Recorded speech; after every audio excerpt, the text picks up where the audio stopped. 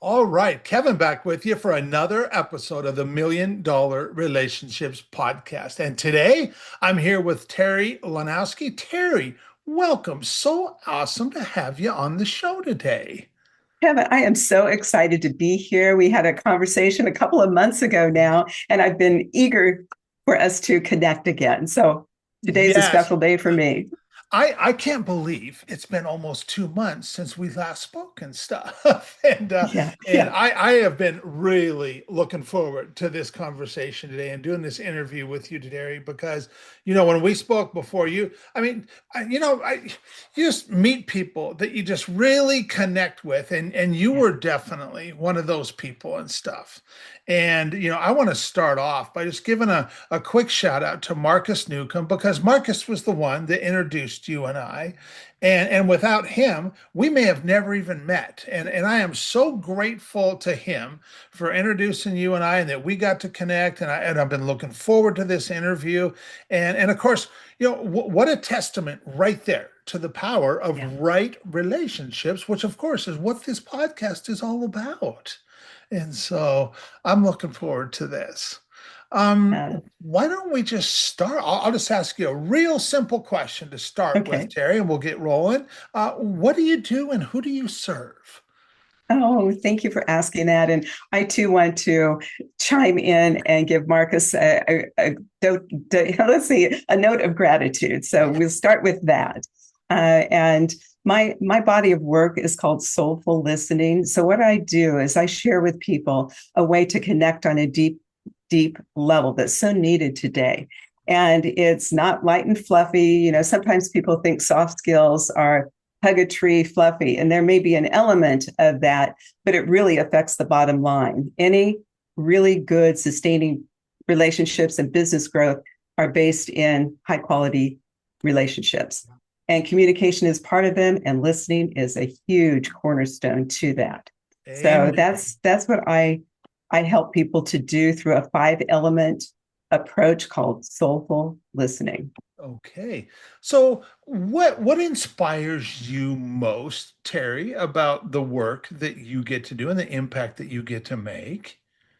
Right. That's a great question. And what inspires me and gets me up in the morning and keeps me up at night sometimes is the fact that we have such breakdown in communication.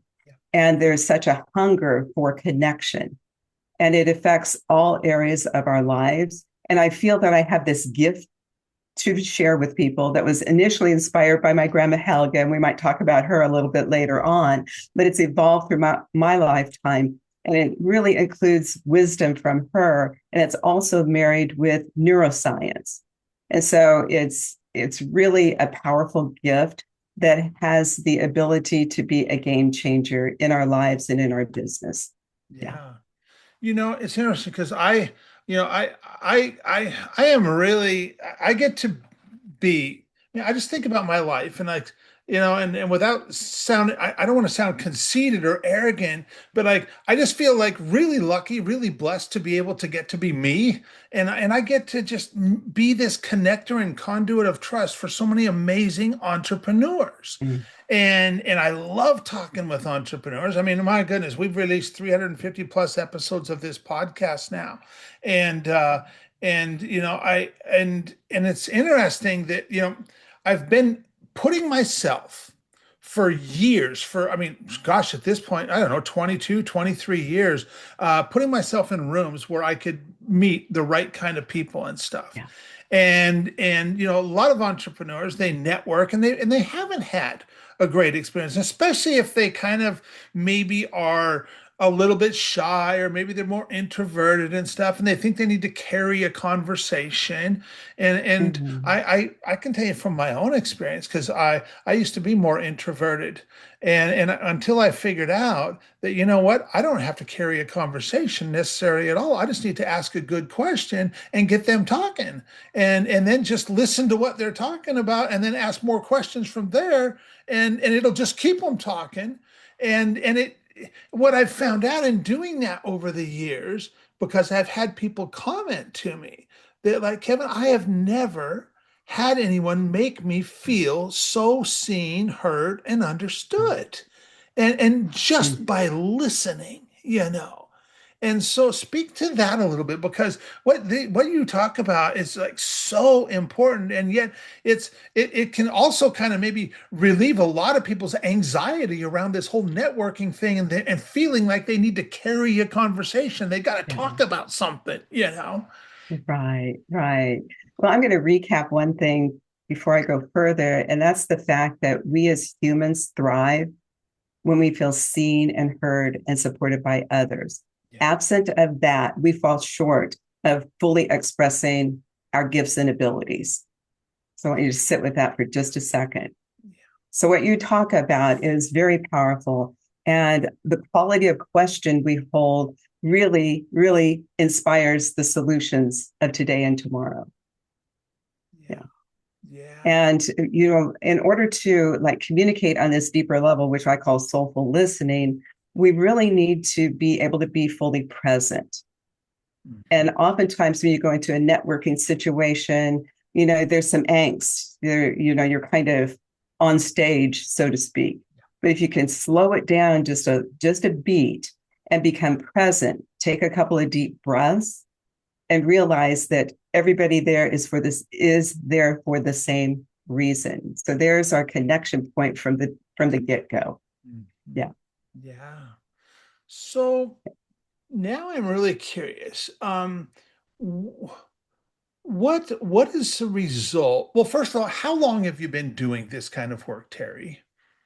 I've been doing this work for 9 years. And what initially inspired me, I was coaching human centered design teams from across the nation. And human centered design, at the core of that, is empathy. Mhm. And we were competing to showcase workforce innovations at the White House. And so, two different times, my groups got selected to do that. Okay. And I learned the power of empathy. And then I was reviewing some research, and I found out that over half of the population is lonely. The health implications are equivalent to smoking 15 cigarettes a day, Wow. and health implications exceed those of obesity. So I actually wept. This broke my heart. I thought, what are we doing? And so I sequestered myself for a couple of months and said, what is it that makes my communication and my relationships different? And out of that emerged what is now known as soulful listening. So I've been doing that for about 9 years. Okay. Mm. And maybe it would be helpful to just kind of skim over the 5 elements so Sure, we have a please. bit of a framework for the rest of our Yeah. conversation. And so the first element of soulful listening is self-care. And rarely is the direct connection made between high quality self-care and high quality communication, but they are critical. Okay. That is the cornerstone to all really deep, meaningful conversation. And the self-care is more than a bubble bath, although sometimes that's nice. But it includes things about, are we setting healthy boundaries? Mhm. What's the loop that's going on in our head? What degree of emotional intelligence are we bringing to our interactions? Mhm. So when we have taken care of our basic needs and being mindful of those things that I just mentioned, we set ourselves up for the second element of soulful listening, which is becoming fully present.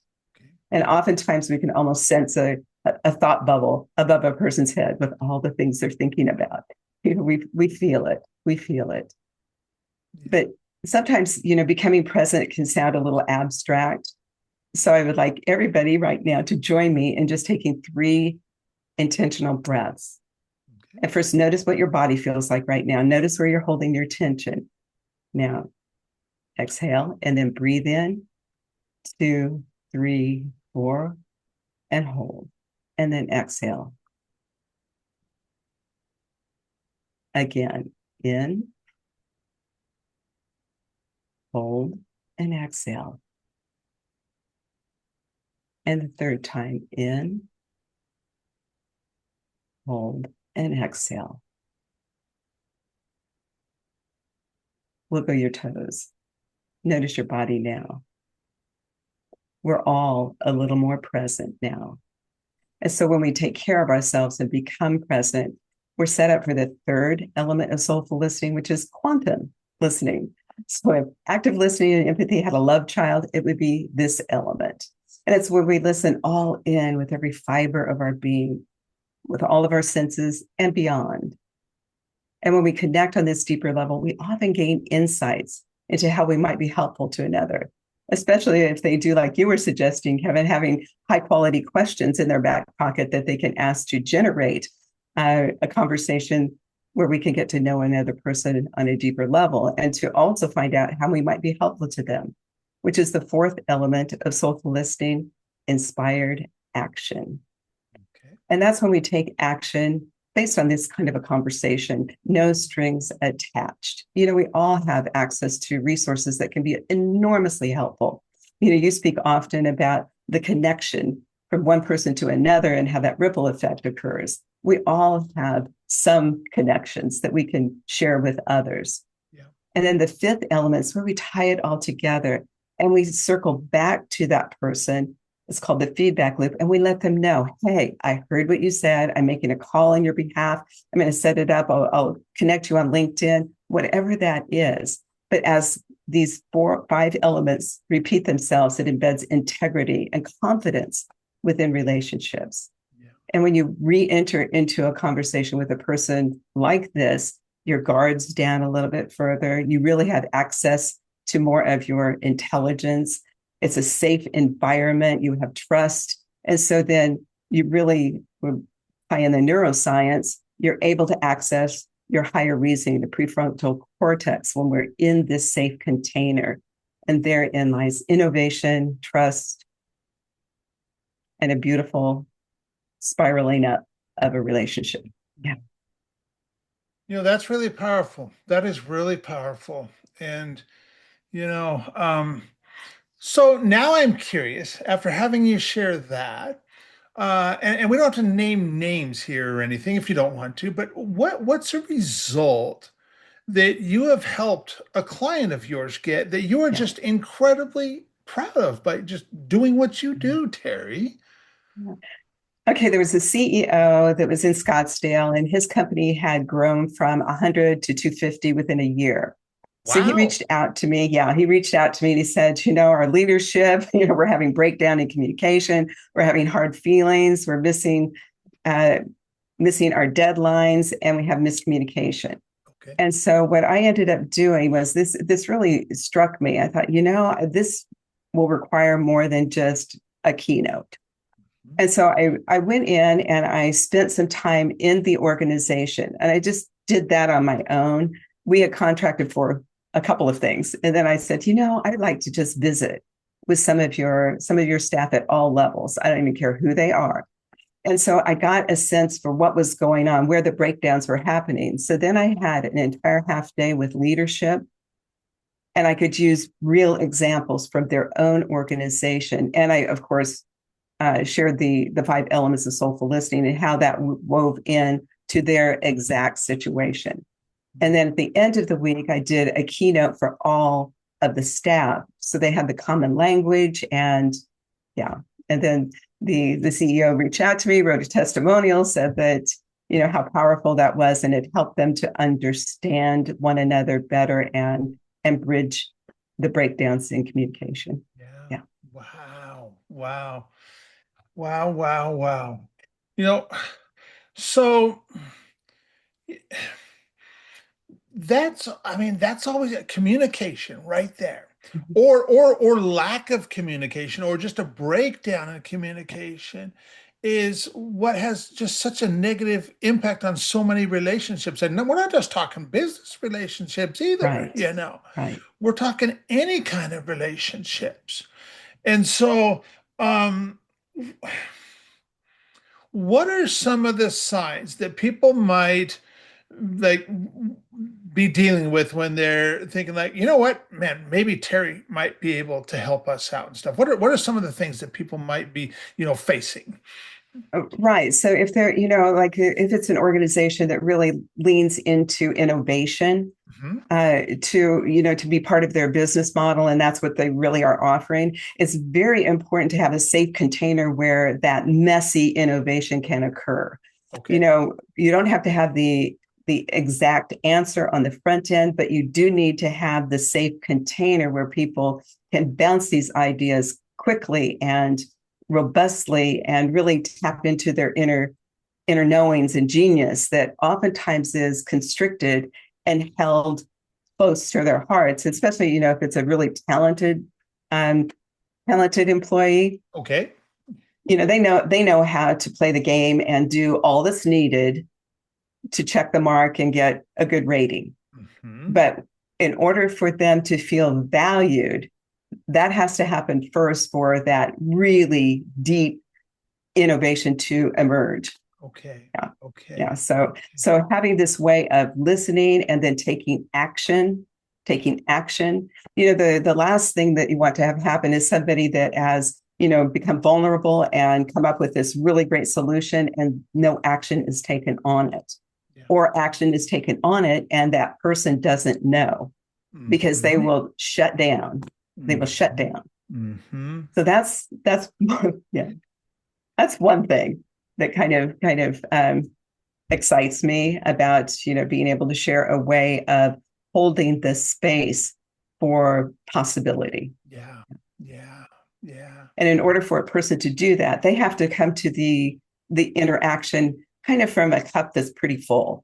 Mm-hmm. Mm-hmm. Yeah, pretty Okay. full. Okay. Yeah.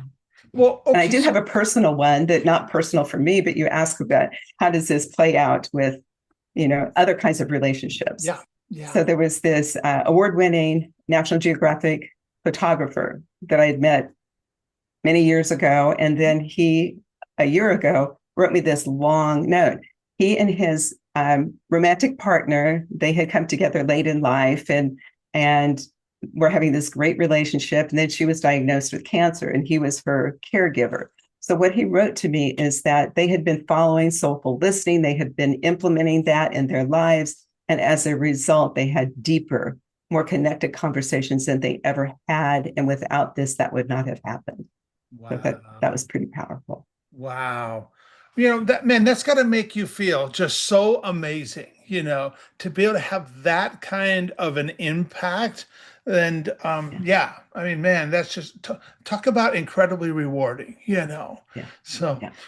well, okay, so now that we've got a little bit of context set here now, I want to switch gears just a little bit. I want to start talking on relationships. I want to be able to. I know some of the stuff that you shared with me when we spoke for the first time, and I'm excited to give you the chance to share some of that. But so, have you ever been introduced to a person or persons who completely changed the course of your life or your business, so much so that much of what you have today would not be possible if not for this person or persons? And I'm just really excited to hear your story and your experience, Terri, around this topic of relationships. Oh, thank you. Relationships to me are the top tier thing in my life. Yeah. Yeah, that's what matters to me most. And I mentioned Grandma Helga, and I want to circle back to her. I guess I was introduced to her because I was her granddaughter. But we had a unique relationship. I grew up in a small country town on the second floor of a stately mansion. And the reason I did is because my parents had turned the first floor into a bustling restaurant with banging and clanging and late night bar crowds. And they turned to alcohol for their solace. And I was this little girl and I had a quieter temperament. And what I wanted more than anything was that human thing to be seen and heard. And fortunately, my grandma Helga was there for that. Okay. And in her presence, as though we were in a safe, warm, delicious bubble. And our relationship was critical to what I have become. And in high school, my guidance counselor had said, Terri, you're a small town girl. You get lost in a big city. Your best bet is go to secretarial school and work for your family restaurant.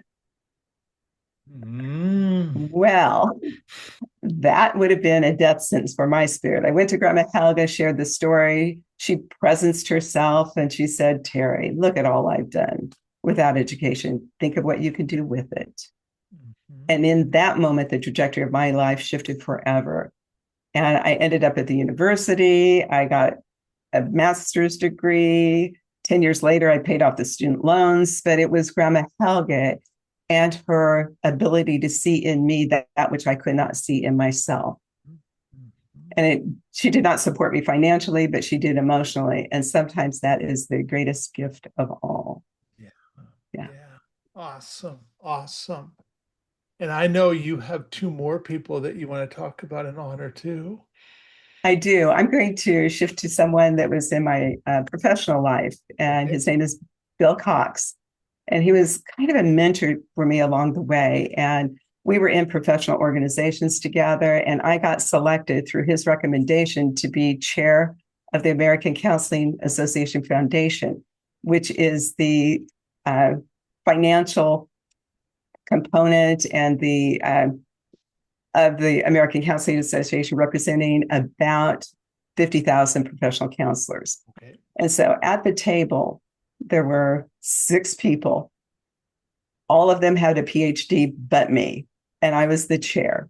And so I had that self doubt. And I went to Bill and I said, "What am I doing here?" I think we've all had those moments. And he said, "Terri, they need what you have to offer." Mhm. And I just sat in owning that. But that changed, again, a portion of the trajectory of my life, in so much as having a belief in myself and having others believe in me when I was a little wobbly. Yeah. Okay. And I think Okay. surrounding ourselves by people like that is Oh, an incredible blessing. yeah, it is. It is so powerful to have people in our lives that can sometimes see things in us that we might not be able to see ourselves, or I mean, man, I've definitely had that in my life, and people who saw things in me that maybe at the time I couldn't own that at the time. Yes, And yes. but because they pointed it out, and the more I've grown as a person, I can own it now. And Yeah, and I'll tell yeah. you, boy, talk about having a confidence booster right there when we have those kind of people in our life that can see Mm-hmm. those things that we might not be able to see for ourselves. Yeah, that's powerful. Yeah, and because of that, I imagine you, and I know certainly for me, more of my gifts and talents were able to be expressed. Yes. If you get cut off at the knees at a certain point and you don't have somebody kind of lifting you up a little bit, you may stay stuck there for longer than you need to. Yeah. Yeah. Absolutely. Absolutely. And so there was one more person too I know you want to honor. Right. So I'm going to tell the story of my son, Jacob. But first of all, soulful listening conversations and this way of being are valuable in all settings and with all people, including this one that I'm going to share with my son. So I was a single parent from the time Jacob was 10 years old on. And we knew, like from the get go, that it would be up to the two of us to finance whatever was going to happen after high school. And Okay. I only have communicated with him in this way. And so at 15 years old, I asked him this question: "Jacob, what do you want for your after high school experience?" And then I listened. At 6'5", 300 pounds, Jacob announces, "Mom, I'd like to go someplace strong in math and science, and if I could, play on a good football team." And so for him to have that kind of a vision, when we were in Nebraska, cornfield in the backyard, I took that very seriously. So I went and asked around, did the inspired action, found out a school. We ended up going on a plane to this school, didn't even know how I was going to pay for the ticket or feed this giant child man, but it happened. And so a couple of days later, after we met with coaches and students, we're in a park area. He looks down at me from his towering perch and says, "Mom, I feel like I belong here." Before the end of his junior year, Jacob had earned a full scholarship to Georgia Tech to become an offensive lineman, and his trajectory just took off. But that only was possible by him listening to himself well enough to be able to articulate at 15 years old what he wanted, Yeah. and for me to walk alongside him. He did all of the work academically and athletically, but I walked alongside him, holding that space for possibility and lifting him up in small ways, not big ways. He did it himself. And he's gone on to accomplish many things. He has earned a doctorate in physical therapy, and he now is in California, and he's head of human performance, works exclusively with Navy SEALs. Wow. Possibilities unleashed. Yeah. Wow. Wow. Wow, wow, wow. So, so what an amazing experience. And I love, I love that you shared that story with me when we spoke for the first time. And I was just like so inspired by that because, I have 7 kids and, and man, I just want the best for my kids, and I want them to just be able to go out into the world and to just do their thing. And and the 4 older ones, they already are. They're all 4 of them just doing their thing. Beautiful. And I've still got 3 under my roof, and it's not going to be that much longer. I mean, because Brock's a Yeah. senior this year, Ellie's in 10th grade, and Abby's in ninth grade, so not much longer, and they're going to be looking at beyond. And Brock, he's already knowing what he wants to do, and we're just like fully supportive and just letting him do what he wants to do and what he's jazzed and excited about. And I just was really inspired by that story that you shared of your son and stuff. But how awesome is that? So if for like what if we look at these 3 examples, these 3 people, that you have shared, what is an example of a situation where you personally, Terri, got to make a really substantial impact, a really big impact, maybe even the moment, maybe it even surprised you a little bit, but yet you also know that would have never been possible if not for your relationship with any one of these 3 people that you have already shared about. What's an example of something like that? Oh gosh, I mean, I'm going to circle back to the Jacob story. Okay. I think that I was, instrumental in being the sounding board for him. Mhm. And that has played out, in a lot of my personal relationships. And I am going to add one more. Now that you asked me, another one is floating around. My best friend of 30 years, and I was living in Virginia, or I was living in Georgia. She was still living in Nebraska with her husband. She was diagnosed with stage 4 pancreatic cancer. And so I heard her on a deep level, although she had this amazing husband, family in the area, she wanted me to be there. And so I left my job with federal government and I moved in with her and her husband. And I just held the space for that sacred time. So I would say that that probably is one of the most outstanding contributions that I've made, is to be there when I was really needed. Yeah. Yeah. Wow. Wow. I'm just sitting with this.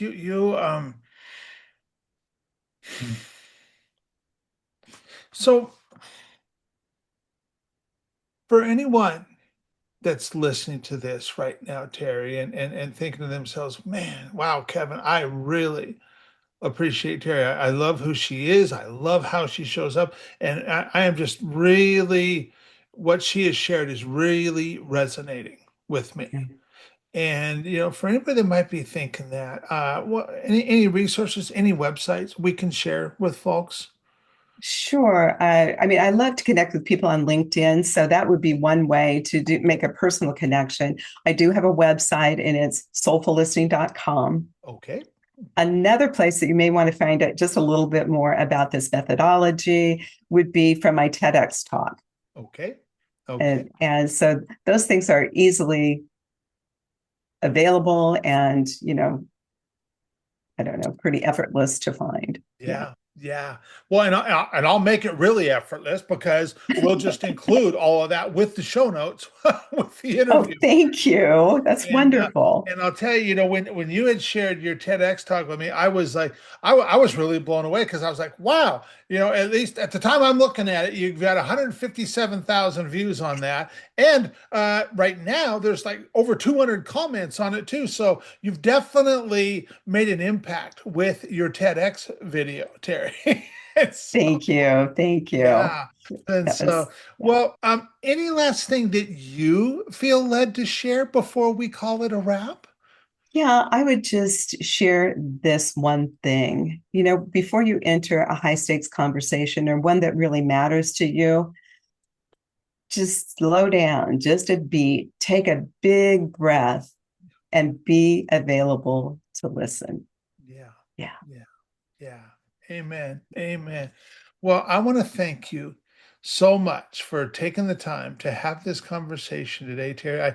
I really appreciate it. I really appreciate you. And I am excited to get this out there and share it with other folks. So thank you so much.